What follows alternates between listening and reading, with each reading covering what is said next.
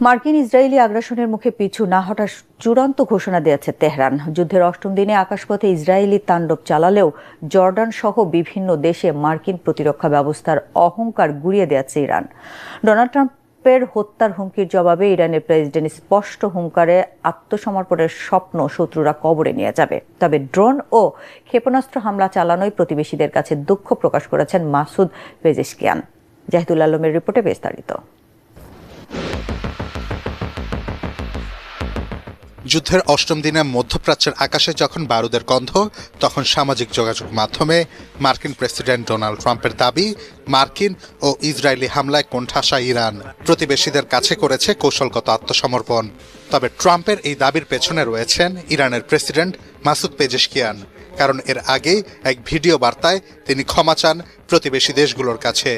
যদিও আত্মসমর্পণের গুজব উড়িয়ে দিয়ে তিনি বলেন সেই স্বপ্নসহ শত্রুদের কবরস্থানে দাফন করা হবে।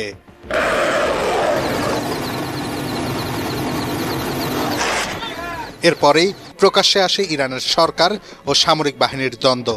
প্রেসিডেন্ট পেজেশকিয়ান প্রতিবেশী দেশে হামলা বন্ধের ঘোষণা দিলেও কাতারে প্রতিহত হয় ইরানের ক্ষেপণাস্ত্র। দেশটির সর্বোচ্চ নেতার অনুপস্থিতিতে প্রেসিডেন্ট প্রতিবেশীদের সাথে সম্পর্ক টিকিয়ে রাখতে চাইলেও যুদ্ধের মশাল এখন বিপ্লবী গার্ড বাহিনীর হাতে। আইআরজিসি জানিয়েছে প্রতিবেশী দেশগুলোর সব মার্কিন ও ইসরায়েলি ঘাঁটি তাদের প্রাথমিক লক্ষ্যবস্তু।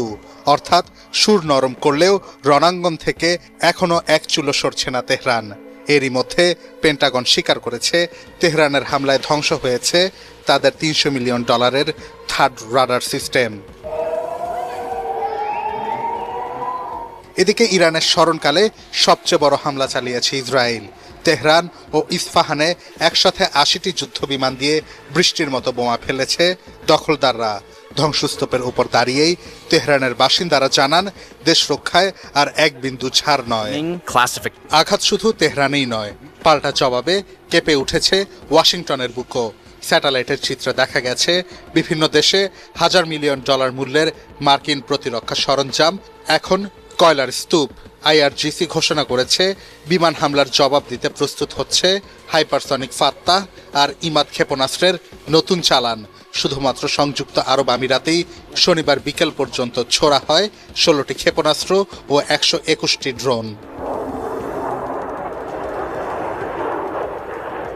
অব্যাহত হামলায় ওমান ছাড়া মধ্যপ্রাচ্যের সব দেশেই আতঙ্ক বিরাজ করছে।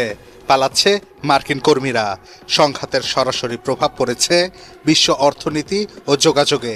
নিরাপত্তার খাতিরে অধিকাংশ বাণিজ্যিক বিমান এখন ইরানের আকাশপথ এড়িয়ে চলছে। আইআরজিসি বলছে তারা দীর্ঘমেয়াদী যুদ্ধের জন্য প্রস্তুত।